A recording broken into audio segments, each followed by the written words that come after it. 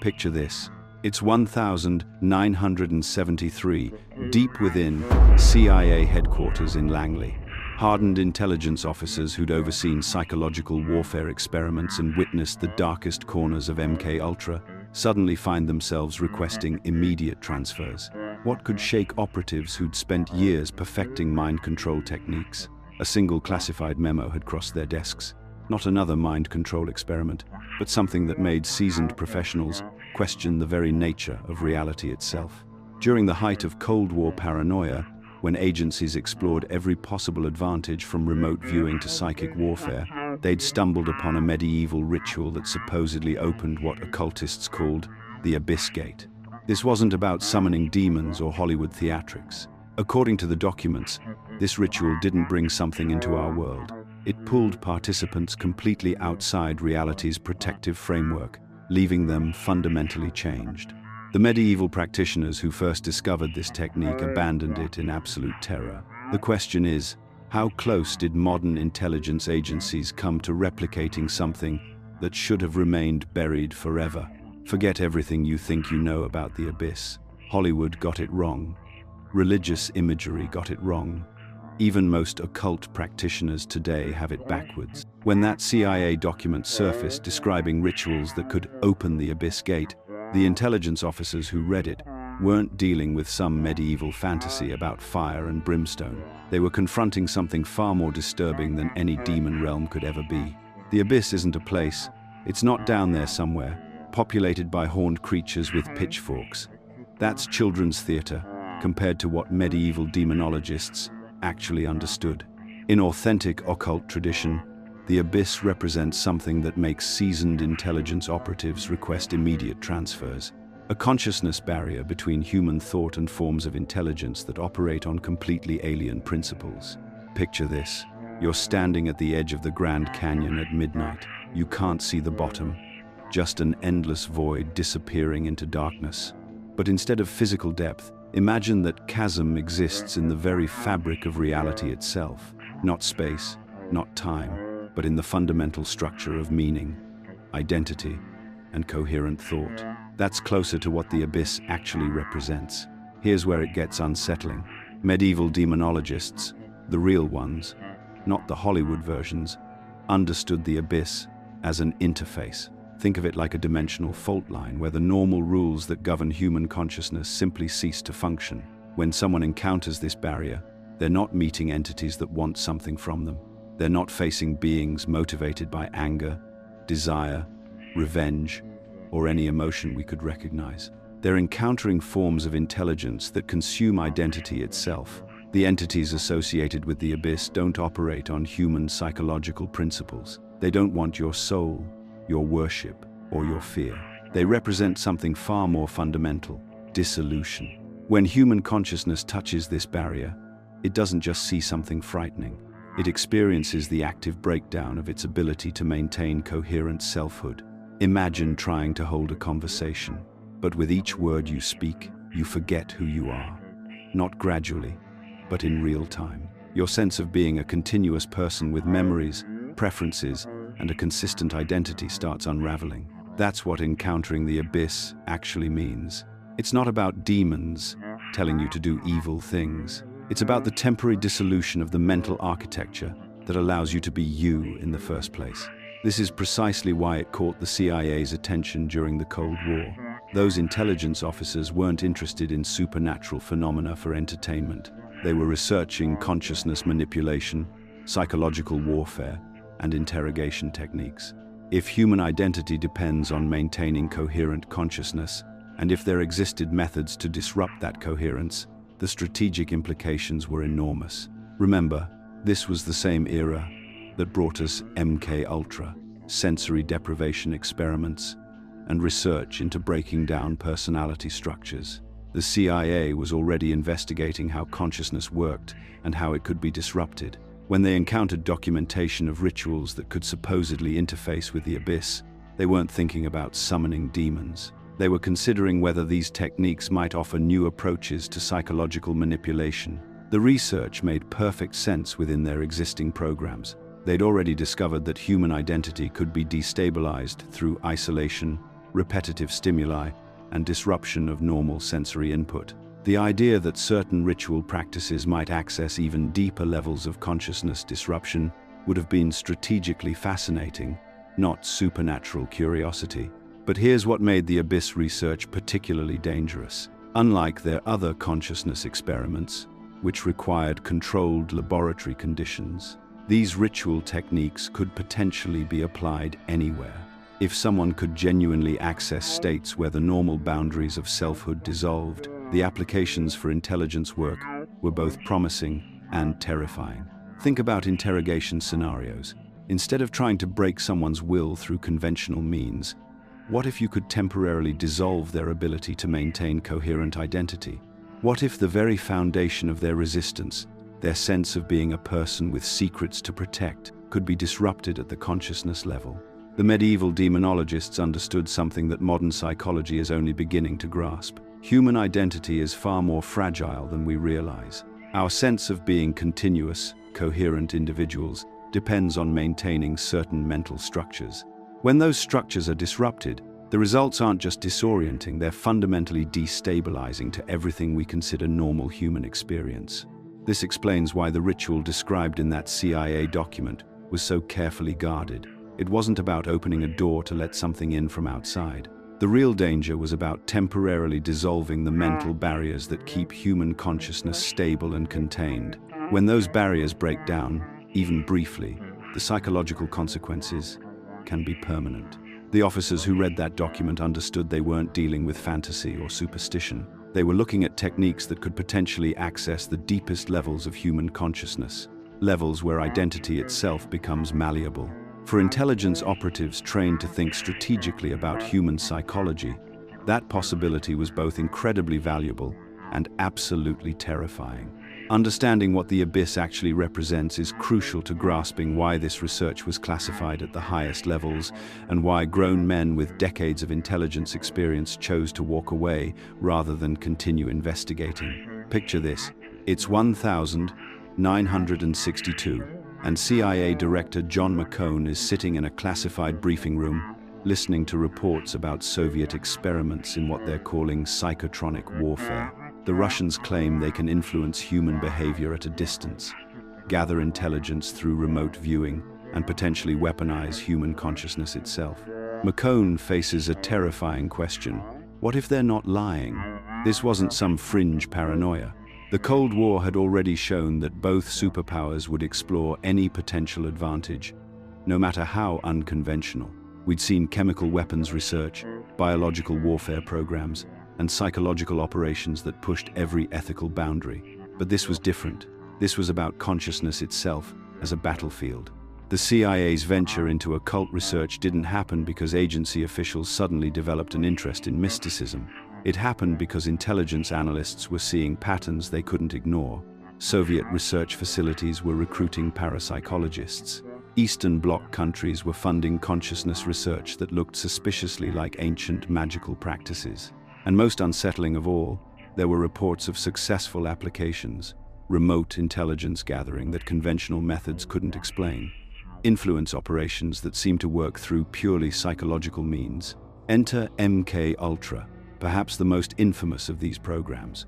While most people know it for LSD experiments, MK Ultra's scope was far broader. Subproject 58 specifically focused on what they called biological radio communication, essentially telepathic communication between human subjects. They weren't just giving people drugs and observing the effects. They were systematically mapping how consciousness could be altered, expanded, and potentially weaponized. But MK Ultra was just the beginning. Project Stargate, which ran from 1978 to 1995, represented a $20 million investment in remote viewing capabilities. The Stanford Research Institute, one of America's most respected scientific institutions, was conducting experiments where subjects would attempt to psychically observe distant locations and report back intelligence information. The fact that this program ran for nearly 2 decades tells you everything about how seriously the intelligence community took these possibilities. What made this research particularly fascinating was its systematic approach. These weren't eccentric professors conducting seances in university basements. Dr. Harold Puthoff, a respected physicist, was leading remote viewing research. Russell Targ, who had worked on laser development, was documenting psychic phenomena with the same rigor he'd applied to cutting-edge physics. The CIA was treating consciousness research like any other scientific discipline, with controlled experiments, measurable outcomes, and practical applications. The logic was brutally simple. If human consciousness could access information through non-physical means that represented the ultimate intelligence advantage. Imagine operatives who could observe enemy installations without ever leaving American soil, or influence key decision-makers without ever making contact. If these capabilities were real, they would revolutionize espionage. If they were fake, America needed to understand exactly how the Soviets were creating convincing illusions. This systematic exploration led the CIA into increasingly esoteric territory. They began accumulating vast archives of occult materials, not because they believed in supernatural forces, but because they needed to understand every possible method of consciousness manipulation. Nazi occult research, seized during post-war operations, provided particularly valuable insights. The Ahnenerbe, Hitler's occult research division, had conducted extensive experiments in consciousness alteration, and their surviving documents offered roadmaps for systematic magical practice. It was in one of these acquired archives, likely from a private European collection seized during post-war intelligence operations, that CIA researchers first encountered documentation of the Abyss ritual. The papers described a practice that earlier occultists had attempted, but ultimately abandoned, claiming it produced contact with intelligences that were decidedly non-human. For CIA consciousness researchers, this discovery represented something unprecedented. Their previous work had focused on expanding human psychic capabilities, remote viewing, telepathic communication, psychokinetic influence, but the Abyss ritual promised something far more radical: direct contact with forms of intelligence that might possess knowledge or capabilities completely beyond human understanding. Three questions dominated their analysis. First, could an opening to this non-physical realm be reliably induced? Their remote viewing research had already demonstrated that consciousness could access information across vast distances. Perhaps it could also access information from entirely different types of intelligence. Second, was meaningful communication with non-human intelligences actually possible? If consciousness could serve as a bridge between distant locations, perhaps it could also serve as a bridge between different forms of awareness entirely. Third, and most intriguingly, could consciousness itself function as a doorway? This represented the logical extreme of their research trajectory. If human awareness could be expanded to access psychic information, and if it could be altered to influence distant targets, perhaps it could be pushed even further, transformed into a gateway for contact with intelligences that operated according to completely different principles. The ritual attracted CIA attention precisely because it promised to answer these questions definitively. Unlike their previous consciousness research, which focused on enhancing existing human capabilities, the Abyss ritual claimed to facilitate contact with something entirely non-human. For intelligence analysts accustomed to gathering information from human sources, the possibility of accessing genuinely alien intelligence was irresistible. This fit perfectly into the broader pattern of Cold War research that consistently pushed ethical and safety boundaries in pursuit of strategic advantage. The Manhattan Project had weaponized physics. Chemical warfare programs had weaponized biology. Now consciousness research was attempting to weaponize human awareness itself. The Abyss ritual represented the ultimate expression of this logic. If human consciousness could be used as a weapon, perhaps it could also be used as a doorway to forms of intelligence that might provide decisive strategic advantages. What made this particularly compelling was the ritual's apparent abandonment by previous practitioners. The historical records indicated that earlier occultists had successfully performed the ritual but had then refused to repeat it, describing the experience in terms of overwhelming terror. For CIA researchers, this pattern suggested genuine effectiveness. If the ritual produced nothing but psychological effects, why would experienced occultists abandon it so completely? The stage was set for an experiment that would push consciousness research into entirely uncharted territory. When the CIA first obtained fragments of what they designated the formula of the broken seal, Their analysts approached it like any other foreign intelligence document, methodically, skeptically, and with the assumption that understanding its mechanics would reveal exploitable weaknesses in enemy psychological operations. What they discovered instead was a blueprint for consciousness manipulation that demonstrated knowledge of human neurology centuries before modern science had mapped the brain. The ritual's structure wasn't the chaotic mysticism you'd expect from ancient texts. Reading through the declassified fragments, you see the methodical precision of engineers who understood exactly what they were building. Every element served a specific psychological function, designed to systematically dismantle the cognitive barriers that keep human consciousness locked within normal parameters. The foundation began with 7 concentric circles, each precisely measured and positioned. CIA psychologists initially dismissed this as typical occult symbolism until Dr. Margaret Thorne, a neuropsychologist consulting on the project, recognized something remarkable. The spacing between circles corresponded almost exactly to optimal distances for creating what she called progressive sensory isolation, a technique that wouldn't be formally documented in psychological literature for another decade. Here's how it worked. Participants, standing in different circles, experienced varying degrees of sensory input and spatial orientation. The outermost circle maintained normal environmental awareness, while each inner ring progressively disconnected participants from familiar spatial references. By the time someone reached the innermost circles, their brain's normal mapping systems were completely disrupted. They were physically present but psychologically adrift, exactly the state needed for consciousness to become malleable. The mirror positioned to face true north wasn't arbitrary either. CIA tests revealed that this specific orientation created what they termed magnetic cognitive disruption. The mirror didn't just reflect images, it created a false spatial anchor that conflicted with the participant's internal compass. Your brain constantly uses magnetic and visual cues to maintain orientation. When these systems receive contradictory information, consciousness becomes unstable, searching for new reference points. In this destabilized state, awareness becomes receptive to influences that would normally be filtered out by cognitive defenses. At the ritual's center sat what the text called the sacrificial medium, a term that initially terrified CIA researchers until they understood its actual function. This wasn't human sacrifice in any traditional sense.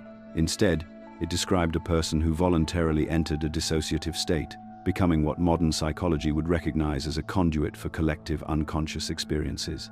The medium's role was to surrender individual identity completely, allowing their consciousness to merge with whatever intelligence existed beyond normal awareness barriers. CIA documents describe how test mediums reported identical experiences, the sensation of their personality dissolving like sugar in water, followed by awareness expanding beyond their physical boundaries. They became receivers tuned to frequencies of consciousness that individual minds couldn't normally access. Dr. Thorne's notes describe it as voluntary psychological death and rebirth within a controlled environment. The vibratory chants represented perhaps the most sophisticated element of the entire formula. These weren't mystical incantations, but precisely calibrated acoustic frequencies designed to disrupt what the ritual called the mental lattice, the cognitive structures that maintain normal identity and awareness. Modern neuroscience has confirmed that specific sound frequencies can induce altered brainwave states, but the ritual's creators somehow knew exactly which combinations would dissolve the boundaries between conscious and unconscious mind. CIA audio analysis revealed that the chants employed frequencies that resonated with brain tissue at approximately 40 Hz, the exact range associated with gamma wave activity and heightened consciousness states. But more disturbing was their discovery that certain frequency combinations seemed to create what they called resonance cascades, acoustic patterns that amplified themselves within the human skull, creating internal vibrations that participants couldn't stop even after the external sounds ceased. The final element, cryptically referred to as the extinguishment of the witness, represented the ritual's ultimate goal. CIA psychologists eventually understood this, described the complete dissolution of the observer, the part of consciousness that maintains the boundary between self and other. In normal awareness, you're always the witness of your experiences, maintaining a sense of individual identity even during intense, emotional, or physical states. The ritual's purpose was to extinguish this witness entirely, allowing consciousness to merge completely with whatever intelligence existed beyond the abyss barrier. Early CIA experiments approached this as pure psychological research, expecting to document unusual mental states or perhaps achieve enhanced awareness capabilities for intelligence operations. Their initial observations shattered those expectations entirely. Test participants reported spatial distortion, where the physical environment seemed to bend and shift like heated glass. They experienced dread that went beyond normal fear responses, a cosmic terror that seemed to emanate from the fabric of reality itself. Most disturbing were the apparitions that appeared like silhouettes behind frosted glass, clearly present, but impossible to focus on directly. Participants heard voices speaking in linguistic patterns that bore no resemblance to any known human language, yet somehow conveyed meaning directly to their consciousness, without translation. But the detail that stopped the CIA program cold was this simple line from the classified files. The presence reacted first. Whatever intelligence existed beyond the abyss wasn't passively waiting for contact. It was aware of the ritual and responded before participants had completed their attempt to make contact. The hunters had become the hunted, and something far more sophisticated than they'd imagined was now aware of their activities. The ritual's true purpose wasn't summoning entities into our reality. It was tearing holes in the veil between different types of consciousness, creating temporary bridges across barriers that normally keep human awareness safely contained within familiar dimensions. And something on the other side was very interested in those bridges. The CIA approached the abyss ritual like any other psychological experiment. Picture the sterile environment, a windowless room in the basement of a Virginia facility, fluorescent lights humming overhead, one-way observation glass, and recording equipment calibrated to capture every physiological response. Multiple intelligence operatives positioned as observers, clipboards ready, treating this as just another data collection exercise in their catalog of human consciousness manipulation. They had protocols, safety measures, emergency procedures, standard operating procedure for MK Ultra research that had pushed subjects through LSD experiments, sensory deprivation, and psychological torture. These were professionals who thought they'd seen the outer limits of what the human mind could endure. They were catastrophically wrong. The first indication something was fundamentally different came within minutes of beginning the ritual sequence. Subject 7, a volunteer intelligence operative, wasn't just reporting unusual visual experiences or altered states of consciousness. His speech patterns began fragmenting in ways that defied conventional psychological breakdown models. He started speaking about himself in the third person, then the second person, then seemed to lose track of the concept of personhood entirely. "The walls are thinking about the walls," he said at one point, staring directly at the observation window but clearly not seeing it. "I can hear my thoughts from tomorrow, remembering yesterday's feelings." This wasn't metaphorical language or poetic description of a psychedelic experience. The monitoring team realized with growing alarm that he had lost the fundamental cognitive architecture that allows humans to distinguish between self and environment. In traditional MK Ultra experiments, even subjects undergoing severe dissociation maintained some core sense of identity, some anchor point of self-awareness. Subject 7 appeared to have lost the basic neurological capacity to maintain coherent boundaries between his consciousness and external reality. He began responding to questions that hadn't been asked, carrying on conversations with entities the observers couldn't see, and at one point started describing the thoughts and emotions of the research team with disturbing accuracy. But it was Subject 12's response that truly shattered the clinical atmosphere. 12 minutes into the ritual sequence, she began screaming, not in fear of what she was experiencing, but in absolute terror at what was happening to her consciousness itself. "It's pulling me out," she kept repeating, clawing at her own skin. "I can't get back in! I can't get back in!" The psychological evaluation later described her state as existential panic at the dissolution of consciousness-body integration. She wasn't afraid of hallucinations or disturbing imagery. She was experiencing the horrifying realization that her awareness was being extracted from normal reality into something her mind had no framework to process or survive. The monitoring equipment showed her brain activity spiking in regions associated with spatial orientation and self-recognition, as if her nervous system was desperately trying to relocate itself within her own body. Then the electromagnetic anomalies began. For 72 hours following the ritual attempts, the entire facility experienced unexplained electronic interference. Not simple power fluctuations or equipment malfunctions, systematic electromagnetic disturbances that seemed to follow patterns related to the ritual's geometric components. Recording equipment would activate spontaneously, always at 3:17 a.m., capturing empty rooms filled with what technicians described as impossible audio artifacts. The facility's electrical systems began responding to the geometric symbols from the ritual. When researchers drew the primary sigil on paper anywhere in the building, lights would flicker in sequence throughout the entire structure. Computers would display brief fragments of text in languages that linguistic analysis couldn't identify. Radio equipment picked up transmissions on frequencies that should have been empty, broadcasting what sounded like human voices speaking backwards. This wasn't psychological suggestion or mass hysteria among the research team.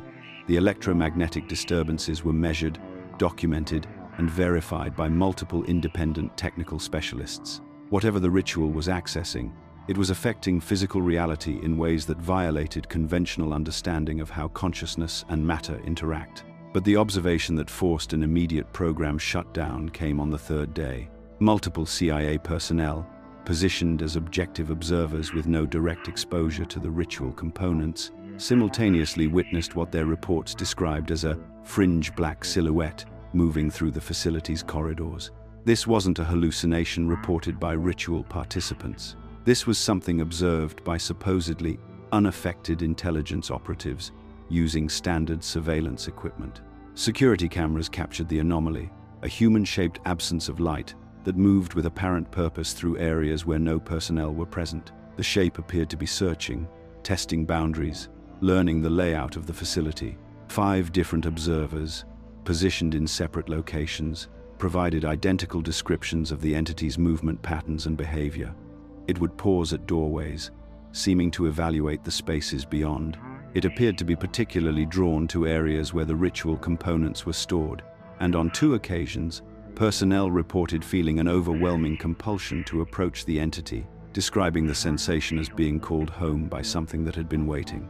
The official termination report, declassified decades later with heavy redactions, contained a single stark assessment: threat level, unacceptable.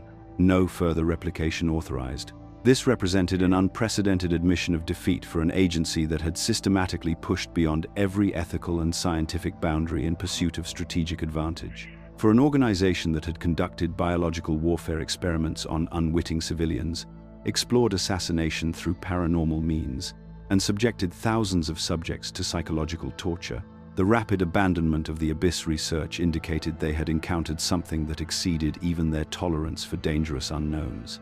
The most chilling element appears in a handwritten addendum from a senior intelligence officer, whose name remains classified. Whatever this is, it is older than humanity. We are not equipped to control it, contain it, or understand its intentions. Recommend permanent classification and burial of all related materials. This wasn't the language of scientific skepticism or bureaucratic caution. These were experienced intelligence professionals, individuals trained to evaluate and exploit every possible advantage in global conflict, acknowledging they had made contact with something that operated beyond human comprehension or control. The program's shutdown, despite significant financial investment and potential strategic value, revealed something profound about the nature of what they had discovered. The CIA had found something so fundamentally dangerous that even their willingness to explore the most extreme methods of human manipulation had been exceeded. The question that haunted the intelligence community for decades afterward: if the ritual actually worked, what exactly had they opened, and was it still watching? What the CIA discovered about the intelligence beyond the Abyss barrier defied every model of consciousness they had previously encountered. These weren't simply alien minds with incomprehensible motivations. They represented forms of awareness that operated on principles fundamentally incompatible with human cognition itself. The fragmentary reports describe encounters with what analysts termed post-linguistic intelligence, consciousness that existed entirely beyond the structures of language, symbol, and meaning that form the foundation of human thought.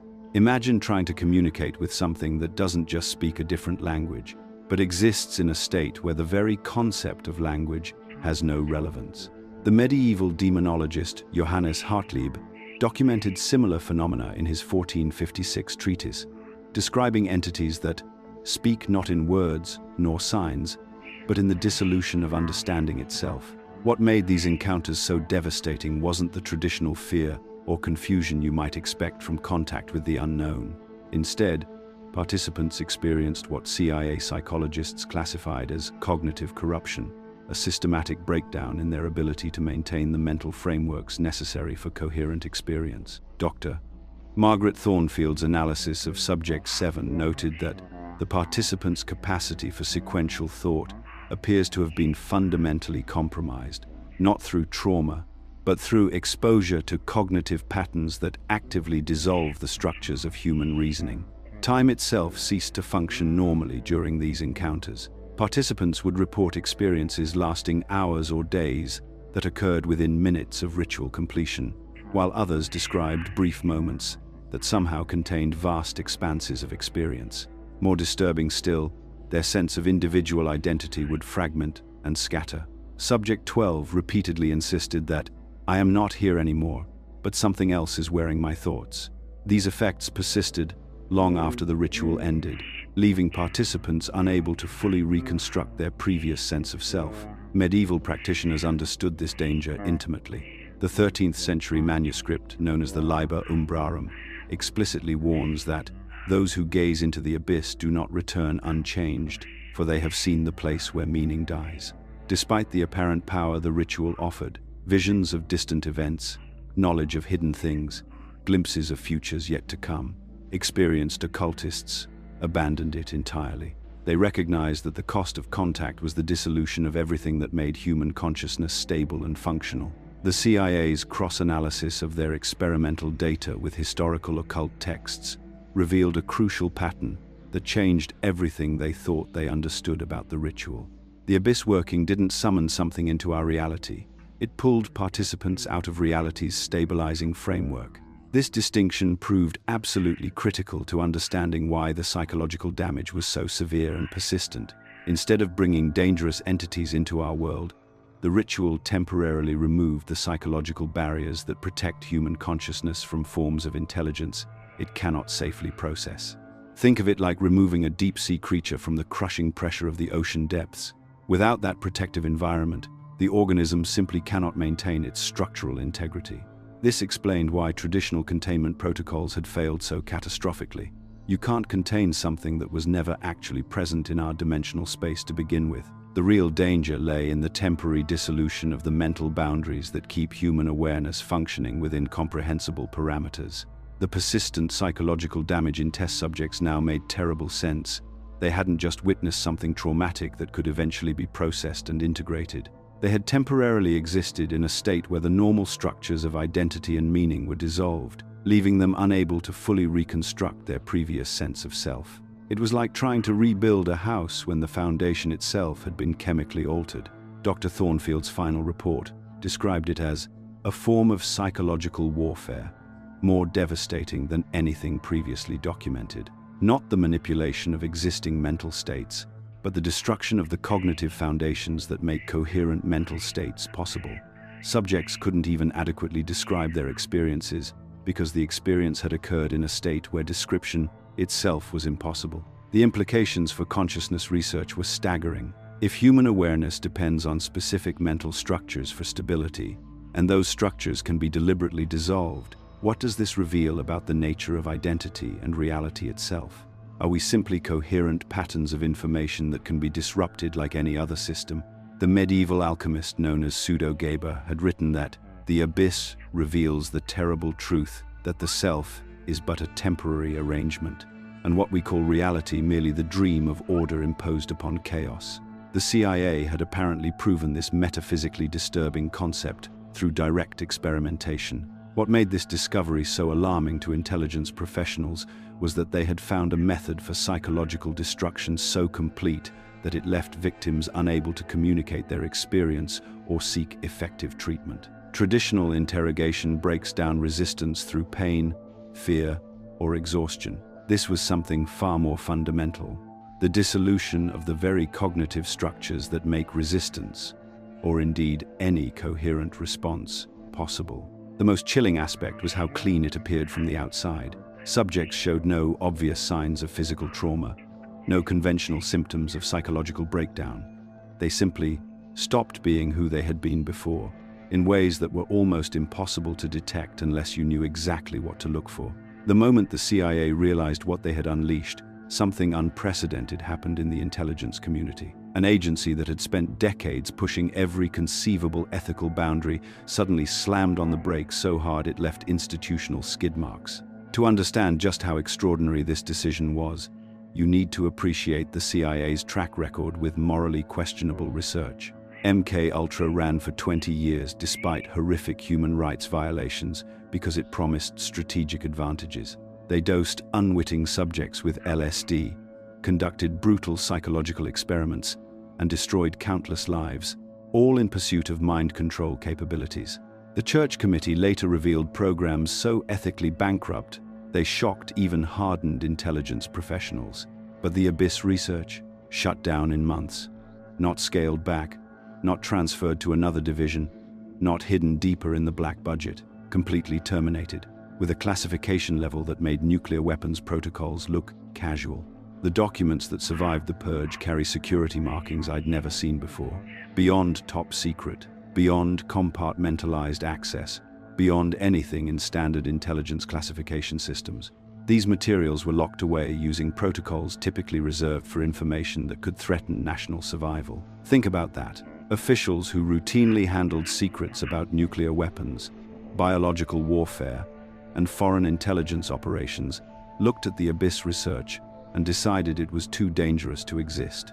Dr. Margaret Chen, one of the few researchers willing to speak about her peripheral involvement decades later, described the atmosphere during the shutdown. It wasn't like normal project terminations where you'd get reassignment notices and debriefings. People just disappeared from the program. One day you'd have clearance. The next day, the entire floor was restricted. Security officers escorted us out like we were foreign agents.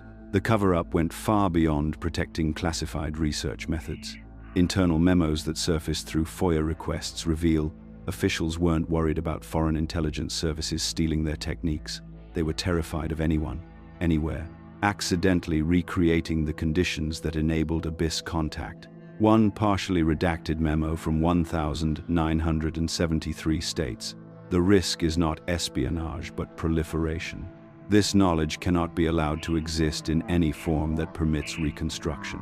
What makes this even more remarkable is that parallel research in other intelligence agencies reached identical conclusions. Soviet documents released after the Cold War reveal that their Institute for Problems of Information Transmission had encountered what they called cognitive hazards in consciousness research that matched CIA descriptions of Abyss phenomena.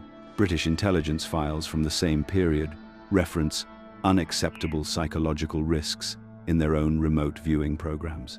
Three major world powers, locked in ideological conflict, all independently decided that certain aspects of consciousness research posed risks that transcended national security concerns. That's not coincidence. That's recognition of a genuine threat. The few researchers who had worked on Abyss-related projects found themselves in professional limbo. They weren't just transferred to conventional intelligence work, they were quarantined. Additional secrecy agreements beyond standard classification protocols, psychological evaluations every 6 months, career tracks that kept them away from anything involving consciousness research, remote viewing, or psychological operations. Dr. James Morrison, who had been a rising star in the CIA's Technical Services Division before his involvement with consciousness research, spent the rest of his career analyzing foreign agricultural reports. A man who had been developing cutting-edge psychological techniques was relegated to counting Soviet wheat harvests. When pressed about this dramatic career shift in a 1995 interview, Morrison would only say, "Some doors, once opened, can't be closed. The smart thing is to walk away while you still can." The institutional memory of the project was deliberately fragmented like a nuclear weapons program. No single person retained complete knowledge of the ritual procedures, the psychological preparation techniques, or the full scope of observed effects. Research notes were distributed across different facilities, with access restricted to individuals who had no contact with each other. It was compartmentalization designed not to protect the research, but to ensure it could never be reconstructed. Subsequent CIA consciousness research programs operated under strict protocols that seem almost comically cautious when you don't know the context. Remote viewing projects included specific prohibitions against certain meditation techniques, particular breathing patterns, and any research involving threshold consciousness states. These weren't arbitrary restrictions. They were safeguards designed to prevent accidental replication of conditions that had led to abyss contact. The suppression extends into academic and private research contexts. Intelligence agencies maintain monitoring programs for occult research, not to recruit practitioners, but to prevent independent discovery of similar techniques. University psychology departments that venture too close to consciousness research involving altered states often find their funding mysteriously redirected or their research proposals rejected without explanation. Dr. Sarah Williams, who attempted to study extreme meditative states at Stanford in the 1980 seconds, described encountering resistance that seemed disproportionate to her relatively modest research goals. I was studying basic neurological changes during deep meditation, nothing exotic, but suddenly I'm getting visits from people who claim to be from the Department of Education, asking very specific questions about my methodology. When I mentioned certain breathing techniques I'd read about in historical texts, the entire project was shut down within a week. This represents one of the few documented cases where intelligence agencies have actively worked to prevent the development of a potentially powerful capability because the risks were deemed unacceptable. These are organizations trained to evaluate extreme risks, to accept casualties in pursuit of strategic advantages, to push boundaries that would horrify civilian oversight. When professionals with that risk tolerance conclude something poses an unacceptable threat, you have to ask what they discovered. The implications extend far beyond intelligence operations into fundamental questions about consciousness research itself. If trained professionals concluded that certain aspects of human awareness are too dangerous to explore, what does this suggest about the nature of consciousness? Are there regions of human psychological capability that we're simply not equipped to handle safely? The continued classification of these materials, decades after the Cold War ended, and long past any reasonable national security justification, suggests that the perceived threat hasn't diminished with time. Current officials still believe this knowledge poses risks that outweigh any potential benefits. In an era when most Cold War secrets have been declassified or leaked, the abyss research remains locked away, protected by security measures that treat it like an active nuclear weapon. The fact that this cover-up continues today should tell us something profound about what lies hidden in those classified files, and why some doors, once opened, can never be safely closed again. What we're looking at here isn't just another story about government overreach or intelligence agencies pushing ethical boundaries. The CIA's encounter with what they termed the Abyss Gate represents something far more profound. A fundamental discovery about how human consciousness actually works and why certain boundaries exist in the first place. Think about it this way. Every day, you wake up with a coherent sense of who you are. You remember your name, recognize your reflection, maintain a continuous narrative of your life experiences. This seems natural, automatic, but the CIA's research revealed something startling. This stability depends on specific psychological barriers that actively prevent us from encountering forms of intelligence our minds simply cannot safely process. These aren't limitations in the way we typically think of them. They're protective mechanisms, like the blood-brain barrier that keeps toxins from reaching your neural tissue. Without these psychological boundaries, the coherent experience of being you would dissolve entirely. The researchers discovered that consciousness exists on a vast spectrum, and human awareness occupies just a narrow band within it. We experience this band as rich and complete, filled with thoughts, emotions, sensations, memories. But according to their findings, we're actually experiencing a heavily filtered version of reality, one that excludes forms of intelligence and awareness that would be incomprehensible to human minds. Imagine trying to run modern software on a computer from 1985. The system would crash immediately, not because the software is bad, but but because the hardware lacks the architecture to process that level of complexity.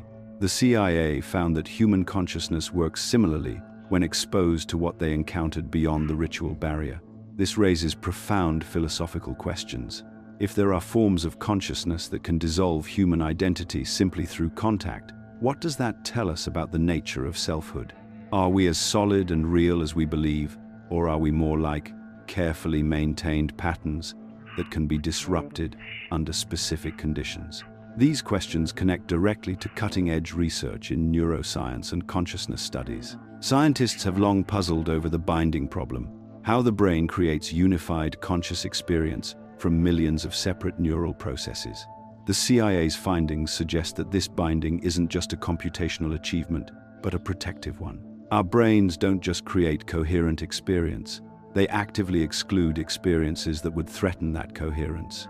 For anyone interested in meditation, psychological exploration, or consciousness expansion, this research offers crucial insights. The desire to transcend ordinary awareness, to experience altered states of consciousness, is deeply human. But the CIA's experience serves as a warning about the importance of respecting the boundaries that keep us psychologically stable. This doesn't mean we can't safely explore expanded states of consciousness. Traditional contemplative practices have developed sophisticated methods for expanding awareness while maintaining the integrity of identity. These approaches work gradually, allowing consciousness to adapt and integrate new experiences without overwhelming the protective structures that keep us functional. The key insight is recognizing the difference between expanding consciousness within sustainable limits and attempting to transcend those limits entirely. The researchers who encountered the abyss intelligence weren't just having mystical experiences, they were experiencing the dissolution of the very structures that make experience possible. Understanding this has practical implications for mental health as well. Conditions like dissociative disorders, depersonalization, and certain psychotic episodes involve the breakdown of exactly these identity-maintaining structures. The CIA's research helps explain why these conditions are so destabilizing and why treatment focuses on rebuilding and strengthening the boundaries of coherent selfhood. What's remarkable is how this reveals both the resilience and vulnerability of human consciousness. On one hand, we're incredibly adaptable, capable of integrating new experiences, learning, growing, expanding our understanding. On the other hand, there are specific types of encounters that can overwhelm our adaptive capacity entirely. The researchers' accounts describe something that goes beyond ordinary trauma or psychological stress. They encountered forms of intelligence that operate according to completely different principles than human consciousness, principles that are fundamentally incompatible with maintaining individual identity. This helps explain why traditional cultures developed elaborate protective practices around consciousness exploration. Shamanic traditions, mystery schools, esoteric practices, they all include warnings about specific boundaries that shouldn't be crossed and methods for maintaining psychological protection during altered states. The CIA stumbled into territory that these traditions had mapped out over millennia, but without the protective knowledge that comes with that mapping. They opened a door that should have remained closed, encountered intelligence that human consciousness isn't equipped to process, and paid the price in dissolved identities and shattered minds. For modern consciousness explorers, this serves as a crucial reminder. The mind's protective boundaries aren't obstacles to overcome, they're essential features that allow us to maintain coherent experience. Working with them, rather than against them, opens up vast possibilities for growth and expanded awareness, while preserving the psychological stability that makes such growth meaningful. The Abyss Gate represents the ultimate boundary, the point beyond which human consciousness cannot venture and remain human. But understanding that this boundary exists can deepen our appreciation for the remarkable achievement of stable, coherent awareness and guide us toward methods of consciousness, expansion that enhance rather than threaten our fundamental humanity. If this exploration of consciousness and its boundaries resonated with you, let us know by commenting, "I understood it." Understanding these principles can transform how we approach our own psychological development and spiritual growth, always with respect for the protective mechanisms that keep us whole.